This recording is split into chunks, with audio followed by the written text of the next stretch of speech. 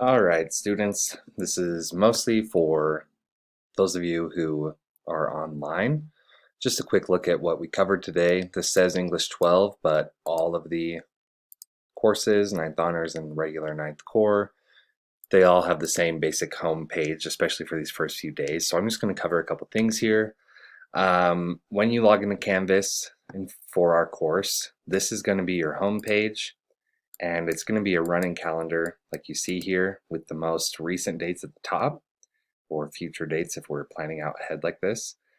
And this little area, this calendar here, is going to give you the links that you need for files or assignments that we do and a quick rundown of what we've done every day. So this first day of class, we only have half-hour classes and we're all meeting each other for the first time. So our students in class are getting their seating chart for the first time.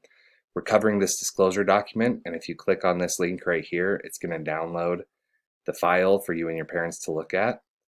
And all we're doing is looking at this course. So this is just a quick video to let you guys know what's going on and give you this update. Once we start class tomorrow on Thursday and Friday, these will have more active links with more descriptions of what to do.